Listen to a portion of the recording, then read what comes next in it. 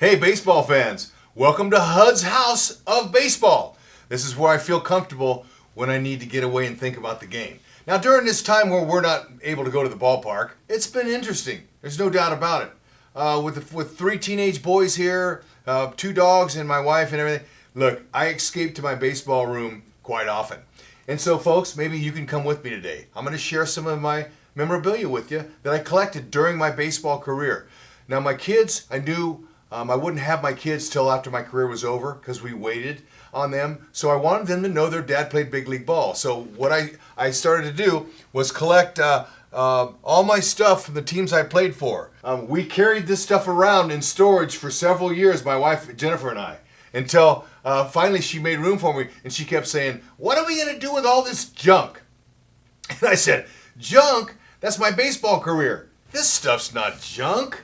Well, she gave me a room. And what I did was I made 8 lockers. Okay, 2, 4, 6, 8 for each corner. And I played for 7 teams, and that other locker space is for my minor league time that I did 10 years. I put a bunch of my stuff in there. Probably my prized possession, at least for me anyway, is all these bats that are in my baseball room. There's over 70, 75 bats, are all teammates, ex-teammates, and players that I admired.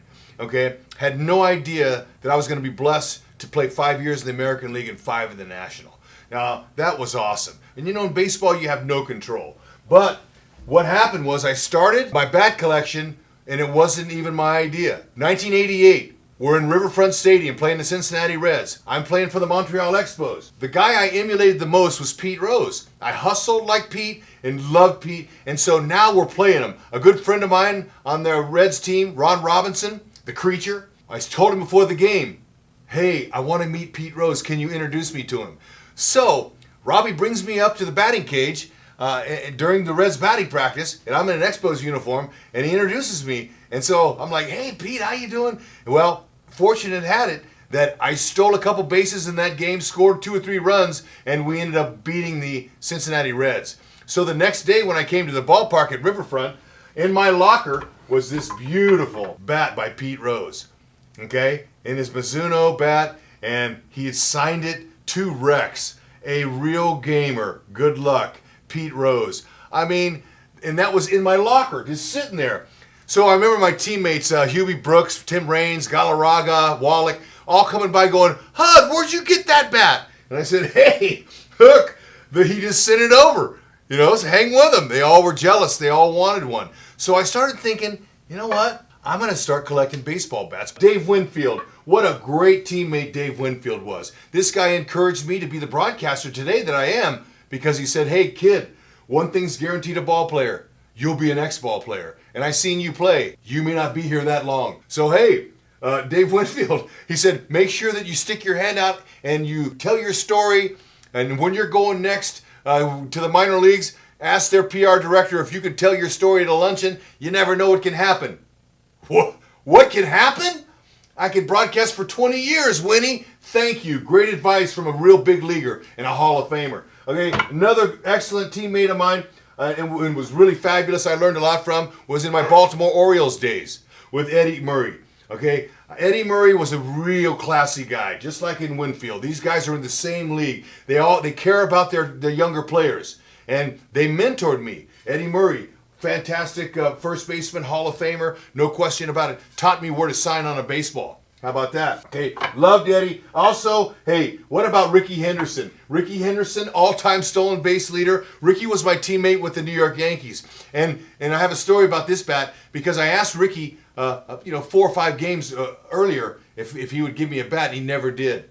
So we're in Oakland. He's playing for the Oakland A's. I'm playing for the California Angels. And Chili Davis is up there by the cage. And Ricky Henderson broke a bat in their batting cage, and he gave it to Chili, and he goes, "Hey, give that to Hud." Chili goes, "Hey, Hud, did you want a Ricky Henderson bat, didn't you?" And I go, "Yeah." And he threw it over to me, and it was broken. I picked up the broken bat, and I fired it in the dugout, and it blew up into several pieces. And I just kept playing catch. So I blew him off. There it was, Ricky Henderson, full bat, not cracked, in my locker. It's fantastic. Now, the great Ozzie Smith. Whoa, Ozzie Smith was a class act too. Loved Ozzie, the Wizard. Of course, he was easy to get since I played for the Cardinals. for a few years there. But, he signed my bat for me, to HUD, all these great things that he said in there. Also, I can tell you Tim Raines. Tim Raines was a class act as well, but also one heck of a ball player. I even used his model a little bit. Felt good. Really nice to have him in my collection. Hey, that's just a small snippet of what I've got to share at my baseball room. But folks, look, it's time for me. I got to go. But folks, thanks for being with me. We'll show you some more stuff later. Maybe next week we'll come back in here, show you a few more of my teammates, some of my other collectibles. But in the meantime, safe distancing, or whatever they call that. What do they call that? Social distancing. Remember, social distance is the key to getting over that. Wow, we can't go to any ballparks right now, but we soon will be able to if you folks will just obey.